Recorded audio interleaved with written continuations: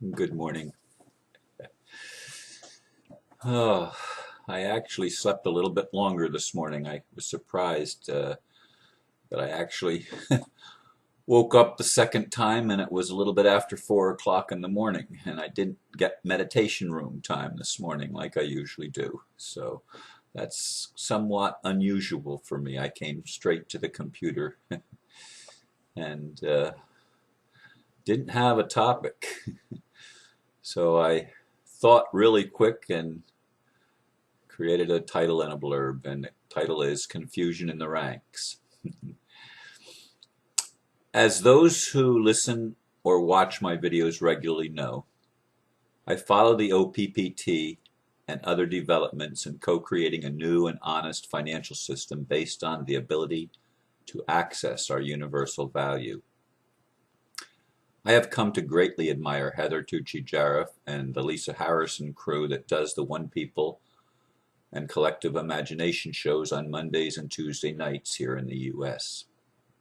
I also pay attention to other movements in this direction and can't help but notice that there is not a uniformity of perception, agreement in another word, as to how this should be done. One thing I have wanted for a long time is for cooperation, not more confusion. I guess I have to accept this for now and see how things play out. Ultimately, I do know that there will be a new system that works far better than the one we have known. There will likely still be some confusion even then, but at least we will be making progress, and that's a good thing. Indeed, I posted a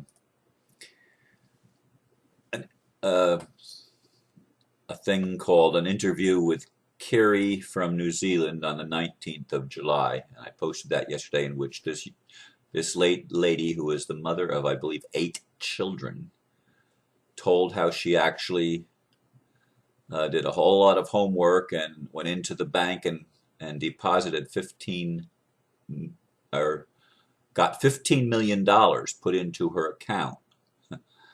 And I thought, you, yay, good for you.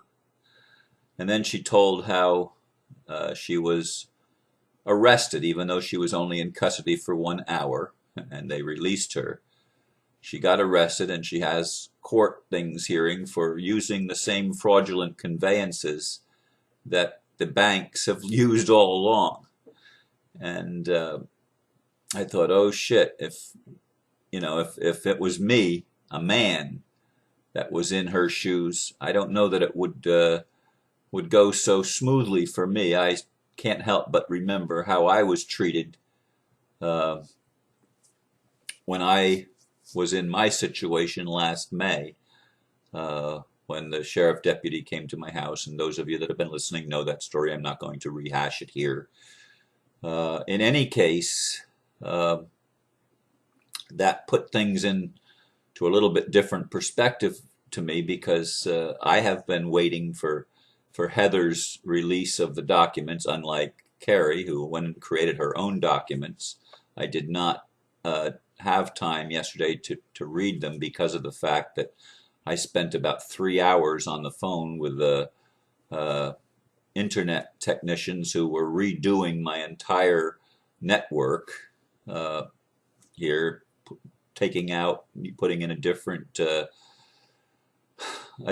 virus thing. I found out that I had a Trojan that was in my system, that my computer virus program wasn't catching and did not remove. In any case, I've been paying attention to that. I've been looking at some of the Divine Providence material from Jim James McBride. I've also looked at the Swiss Indo movement and looked at some of the posts there, and that seems to be a little bit different system, although it builds on the OPPT documents and the bank and the foreclosures of the corporations. And there was another discussion yesterday about all corporations being foreclosed, and to me the only ones that that are foreclosed are the ones that are operating fraud, and I don't necessarily think that all corporations, including the mom and pop corporations and uh, partnership, well, not partnership so much, but the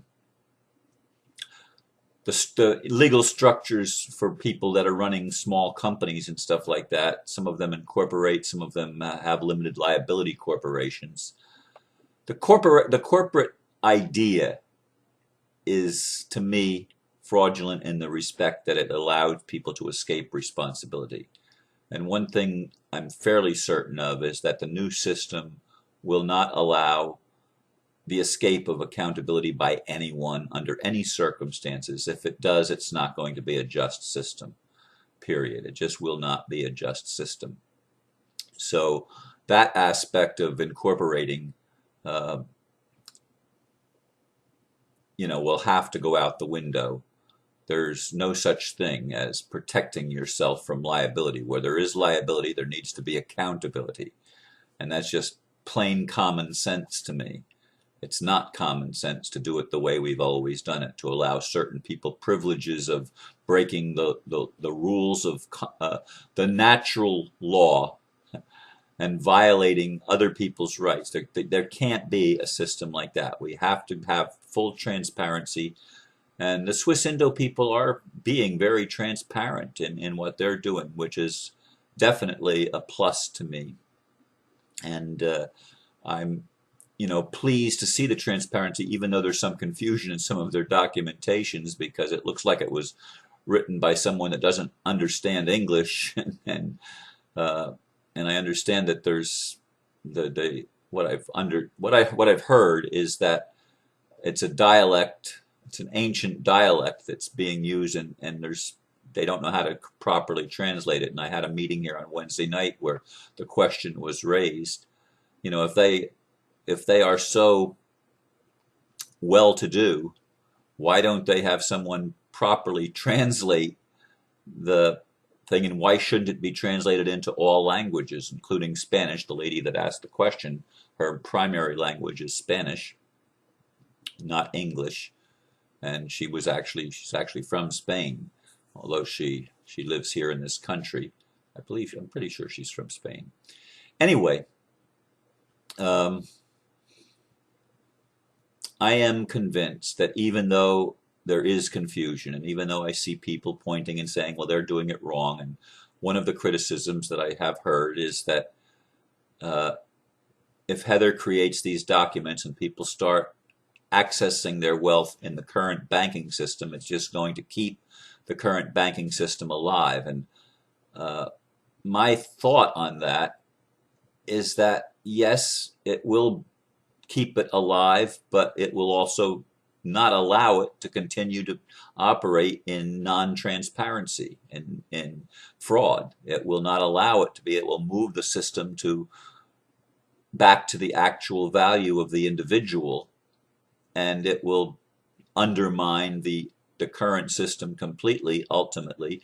And I see it as a bridge between the old and the new.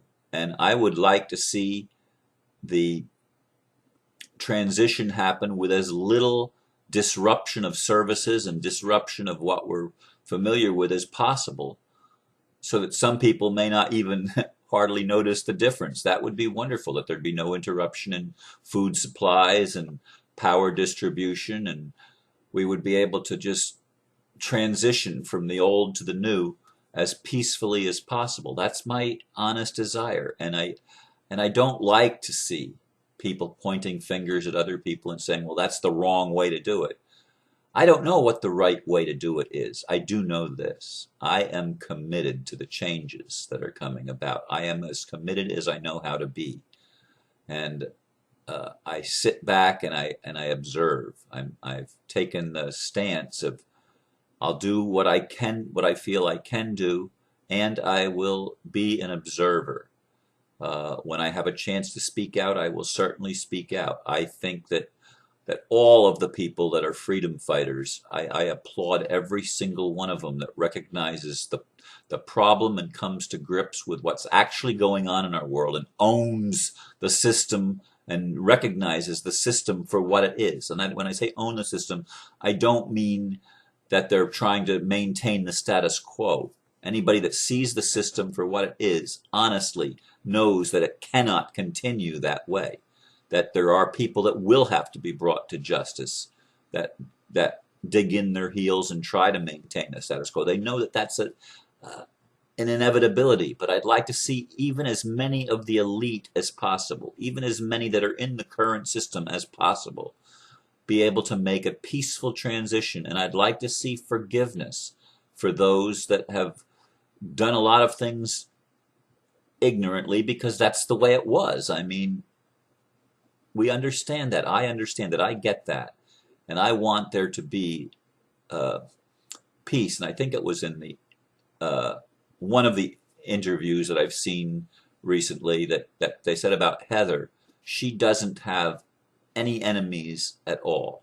She deals with all people with the same enthusiasm, whether they're, quote, dark workers or light workers, whoever they are. And I thought, I like that quality. I mean, I don't know Heather personally. I didn't go to spend any time with her in Morocco as Lisa and Bob and others did. But I have heard the stories, and I've heard how Bob is being healed. He's no longer in his wheelchair, how he struggled to push his wheelchair across the Sahara Desert or move it across the desert for a ceremony that they did. There's been so many wonderful, wonderful stories, and I just so greatly admire these people, not just in the OPPT or the One People movement, if you will, if you want to call it that, and the Swiss Indo people and the Divine Province people and the people that have been trying to restore republics in the United States, even if they are slightly misguided as to it being a Christian foundation, or there's, to me again, there cannot be a theocratic republic. I mean, based on a theocratic system, there just simply cannot be. We can acknowledge the fact that there is a divine being, that there is a creator. We can take it back to creator, and I think creator is the proper word. It's the one that our forefathers used in describing. They didn't say God, they said creator. And this earth is a creation. This earth and its structure and the universe, I believe it's all a creation of some being, even if it was done through other created beings. Ultimately, there's one common source of all. And as we begin to recognize that more and more, and as we begin to recognize that the universal value is the creation itself, it's embedded, the value is in the creation, so that everything is valuable. Some people say that everything has a soul. There's a movement out of China with what's his name? My friend Marsh is very involved in it. Master something, and they call in the Orient they call everybody master. That's a stretch for me. I don't ever want to come to the place where I call myself a master. I certainly don't feel very masterful sometimes, as you know if you've been listening. I mean, sometimes I wonder if I even get it at all. Some people have suggested that I don't. But in any case, Master Shaw, I guess it is. But anyway, they have the soul power movement, you might say.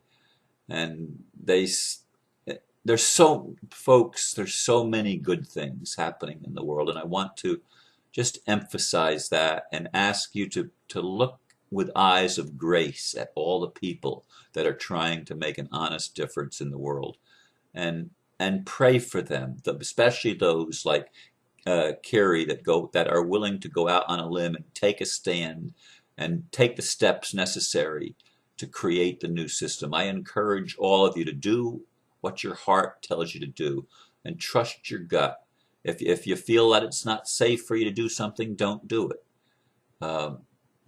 But I'm saying that you're going to have to go out of your comfort zone. We all have to go out of our comfort zone a little bit if we're going to create this new paradigm system where everything is derived from our universal value and everything is based on a transparent, honest system.